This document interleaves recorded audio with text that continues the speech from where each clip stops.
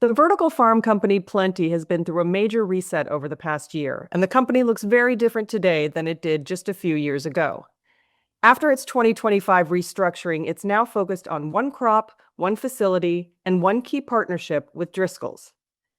In this conversation, CEO Dan Malech talks candidly about what changed, what the company learned the hard way, and why he believes that focus is the key to getting this next phase right. Plenty has obviously been through a lot as a company, and you've refocused your approach, which we'll talk about. But first, considering what you've learned along the way, what would you say are the most persistent misconceptions about vertical farming? I think maybe I'll start with acknowledging the bears on vertical farming as of, call it, 5 years ago. They were right on a few things, right? I think that there have been quite a few challenges in the sector. I think that the approach that many of us were taking, including Plenty, needed some refinements.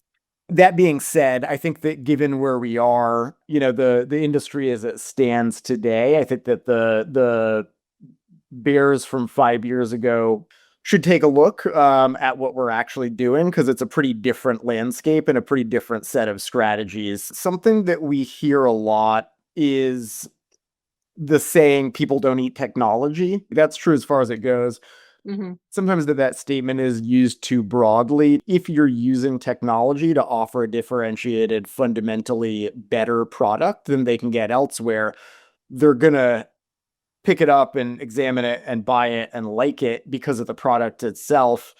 But then they're curious about how it was made. And I think that they can get excited about the technology that's behind it. So I think that's maybe misconception number one. I think that the misconception that we're all just a bunch of, Silicon Valley technologists who have never gotten our hands dirty or stepped in a field is not true. We've been very deliberate about bringing a very deep bench of true ag experience from the traditional ag world to kind of tackle the problem that we have. We've got growers who have 20, 30 years experience growing in all kinds of systems, from traditional field agriculture to low-tech greenhouses to high-tech greenhouses to the Plenty system, and specific domain expertise with strawberries, which is our killer product right now. Can you just give me a brief overview of Plenty's current strategy, including how you came to the decision to focus on strawberries and some of the key shifts that followed your restructuring? Yeah, absolutely. Like you said, strawberries are really our sole and only focus right now. And I think the strategy can be summed up really succinctly in, we are creating a really special, differentiated, very high quality product that can't be made any other way. That's really the core of the strategy. And I think that led us to focus on strawberries. Our system can do a lot of different things, grow a lot of different crops, etc.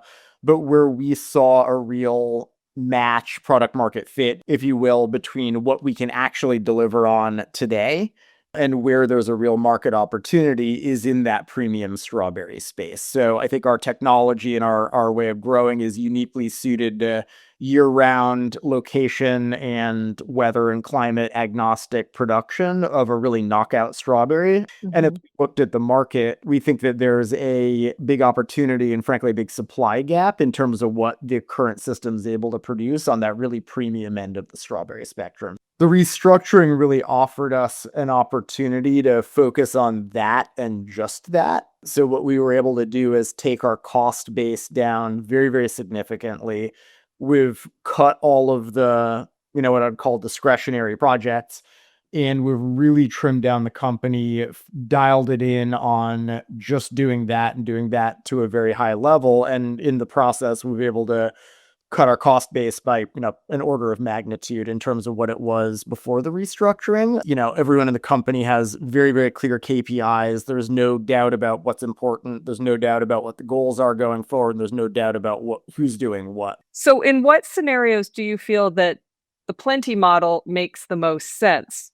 Support and partnership that we've had with Driscoll's has been absolutely essential for us on a number of fronts. One, they bring things to the table that we don't have and really makes the sum of the parts stronger. I think being able to work with them with their world-class genetics, world-class scientific talent, world-class brand and marketing has been, hugely accretive for both of us.